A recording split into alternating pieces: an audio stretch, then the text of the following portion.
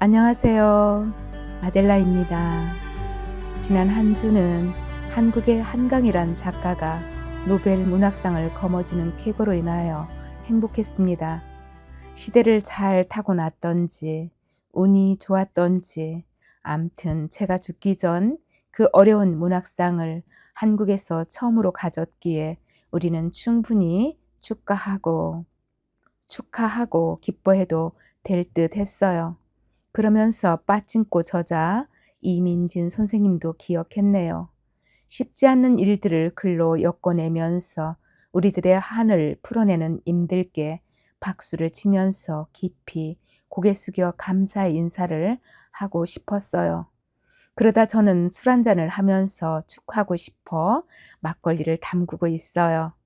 한 잔의 술도 못하면서 왠지 축하하는 자리에는 술이 있어야 하겠다는 생각에 현미쌀을 담그어 막걸리를 빚어 보내요.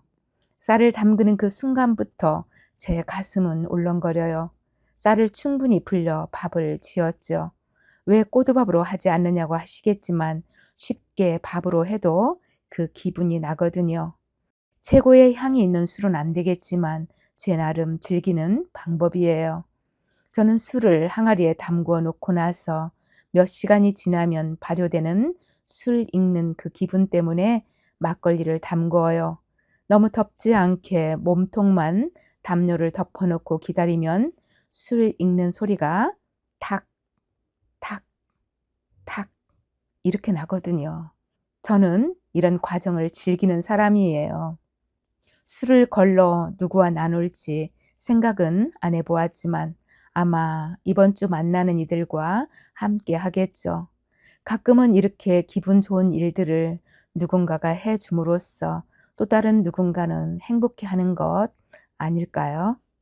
사는데 너무 큰 의미를 두지 말고 그냥 즐겁고 행복하게 살아가라는 조언들을 하더군요. 그런데 사람이 그냥 있으면 어떻게 행복한 건지 저는 잘 모르겠어요. 무언가를 해야 하지 않을까 싶어요. 행동으로 못하면 누군가를 위하여 기도할 수 있지 않겠어요? 저는 가끔 기도하려고 자리를 할 때 제 기도 후원자들이 저를 위하여 기도함을 느끼겠더라고요. 말을 해주지 않아도 서로 느낌이 있어요. 그분들을 기도 안에서 충분히 만날 수 있거든요. 그래서 저는 이번 주에 소비를 어떻게 줄여보나 생각해보는 한 주로 정했어요. 오는 10월 27일 제가 나가는 성당에서 바자회를 한다 하여 제 주위에 있는 분들이 주신 쓸만한 물건과 우리 집 꼬마들이 쓰던 물건들을 정리해 보니 어마어마한 물건이 모였어요. 이 물건들을 성당으로 미리 가져가려 했더니 봉사자들이 2층으로 옮겨다가 바자회 하는 전날 모두 다시 끌어내려야 한다기에 제 집에 쌓아두고 있죠. 아직도 2주를 더 기다려야 하는데 2주를 기다리면서 공부 좀 해야 할 것 같았어요. 오며 가며 제 눈으로 보아야 하기에 생각이 아주 많아요. 요즘 미국 포함하여 전 세계적으로 토네이도와 허리케인 그리고 산불, 폭우, 큰 재앙이 닥쳤는데도 여기 캘리포니아가 아직 안전하다 하여 실감이 나지 않고 있지만 너무 많은 쓰레기를 만들어내어 그런가 하는 미안한 마음이 자꾸 드는 거예요. 오래전 제 이웃의 부부님이 그러시더라고요.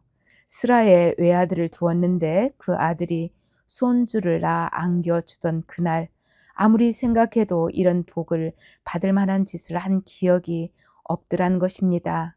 집에 돌아오는 내내 당신이 가진 것을 어디다 기부한다는 것도 좋지만 어떻게 하면 매일 잊지 않고 감사할 일을 할 수 있을까 생각하다가 빈 병과 캔 같은 것을 줍고 모으고 하여 그 판매 대금을 어린이들을 위한 곳에 기부를 하고 있다고 했습니다.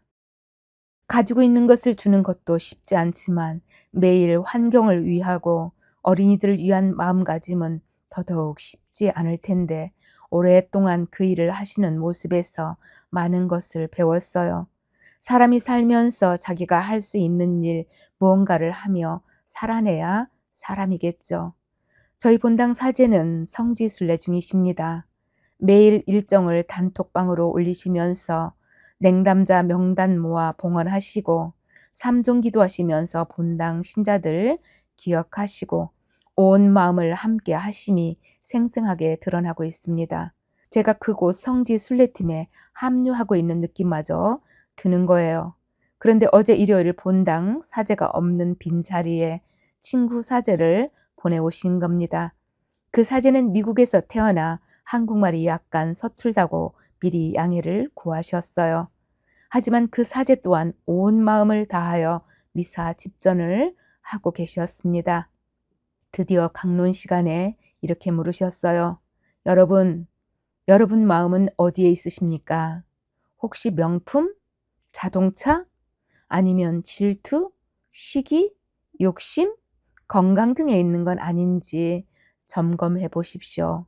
그러면서 원숭이들의 지능을 연구하는 분이 상자에 구멍을 작게 내고 사과를 넣어 놓았는데 원숭이는 작은 상자 구멍으로 그 사과를 꺼낼 수 없어 팔목에 털이 뽑히고 피가 나도 그 사과를 포기하지 못한다는 것입니다. 그 사제는 이렇게 물었어요. 우리는 그 원숭이보다는 낫지요? 아닙니다. 우리는 원숭이 같은지도 모릅니다. 네, 저도 원숭이 같다는 생각입니다. 저는 그래요. 때로는 짐승만도 못하다는 생각이 들거든요. 그러시면서 실화라고 한 가지 더 말씀하셨어요. 교황님이 지금 많이 아프시잖아요. 교황님은 광장 높은 곳에서 말씀을 하시면서 지금 제 심장이 아픕니다. 그래서 얼마 못 살 것 같습니다. 그러자 광장에 있는 어느 한 사람이 제 심장을 가지세요. 제 심장을 드리겠습니다. 그러자 광장에 모인 사람 전체가 제 심장을 드릴게요. 아니요, 제가 드리겠습니다. 하면서 엄청난 함성이 쏟아져 교황님이 난처하여 다시 안으로 들어가 의논을 한 다음 오리털 한 뭉치를 들고 나오셨습니다. 여러분, 제가 이 깃털을 뿌리겠습니다.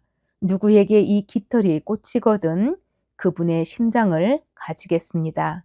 하시면서 그 광장에 깃털을 뿌렸죠. 그러자 사람들은 자기한테 그 깃털이 꽂힐까봐 입으로 불어 다른 이들에게 가도록 했습니다. 그곳에 모인 어린아이들까지 모두가 깃털을 불었답니다. 저는 울었습니다. 제가 살고 있는 현재의 제 모습이거든요. 입으로는 죽어도 좋을 만큼 회개의 삶을 살아가고 있는 것처럼 말하지만 실제 내 모습은 그 광장에 모인 이들 중에 한 사람이에요. 그래서 예수님이 저는 꼭 필요해요. 회개가 끝난 이들 때문에 오신 예수님이 아니고 그럼에도 불구하고 오실 수밖에 없는 그분을 그저 따라가고 있는 것입니다. 깃털이 날라와 내 몸에 꽂힐까봐 입으로 불어 다른 사람에게 불어낼 망정 우리 광장에 함께 머물러요. 모든 물건에서 자유롭게 사는 것도 중요하지만 제 영적인 것도 털어내고 자유롭게 살고파요. 늘 감사해요. 멋진 10월 보내세요. 다음 월요일 또 만날게요.